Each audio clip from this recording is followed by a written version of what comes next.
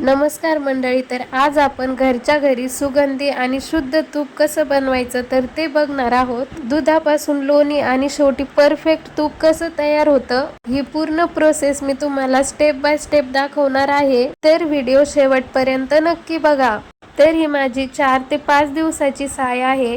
तर साय ही आपल्या दुधाच्या क्वांटिटीनुसार असते, आपल्या घरी किती दूध येतं त्यानुसार साय निघते। तर ही साय अगोदर गॅसवरती थोडीशी गरम करून घ्यायची। गरम केल्यानंतर तुम्ही बघू शकता थोडं थोडं तूप पण यायला लागलं वरती लगेच। साय थोडीशी कोमट झाली की यामध्ये थोडंसं विरजण टाकायचं आणि 4 ते 5 तास ही साय विरजण्यासाठी साईडला ठेवायची। 4 ते 5 तासानंतर त्या साईपासून एकदम छान दही तयार झालेला आहे। तर तुम्ही बघू शकता किती निब्बर दही झालेला आहे। तर हे सर्व एकदम व्यवस्थित मिक्स करून घ्यायचं आहे।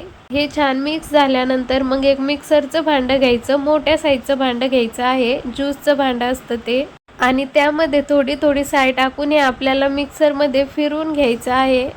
तर 4 ते 5 मिनिटं आपल्याला हे फिरवायचं आहे। 4 ते 5 मिनिटानंतर बरोबर आपला लोण्याचा गोळा वरती येऊन जातो। 1-2 मिनिटं फिरवलं की मध्ये मध्ये थोडंसं आपल्याला थंड पाणी टाकायचं आहे आणि परत फिरून घ्यायचं आहे। असं केल्याने लगेच लोणी वरती येऊन जातं। तर बघा इथे आपलं एकदम छान लोण्याचा गोळा वरती आलेला आहे। तर आता हे वरचं लोणी आपल्याला काढून घ्यायचं आहे हळूहळू।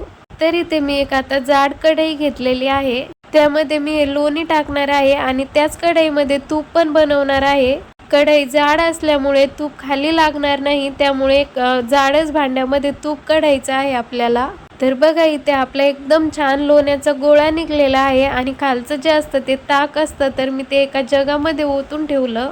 तर ह्याच प्रोसेसने मी सर्व साईचं लोणी काढून घेतलेलं आहे। तर तुम्ही बघू शकता किती छान लोण्याचा गोळा निघत आहे आपला, आणि सोबतच मस्त थंडगार ताक पण निघलेलं आहे।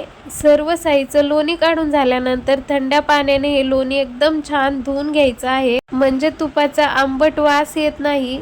तर 2-3 पाण्याने आपल्याला हा लोण्याचा गोळा धुवून घ्यायचा आहे। लोणी धुवून झाल्यानंतर लगेच आपल्याला हे कढून पण घ्यायचं आहे। तर त्यासाठी मी अगोदर गॅस चालू करून घेतला आणि तशीच कढई गॅसवरती ठेवली आणि गॅसच्या मीडियम फ्लेमवरती हे तूप हळूहळू छान कडू दिलं। तर 7 ते 8 मिनिटानंतर तूप असं झालेलं होतं, त्याला मध्ये मध्ये चमच्याने हलवून घ्यायचं आहे। तर 10 ते 15 मिनिटानंतर आपलं तूप एकदम छान कडलेलं आहे।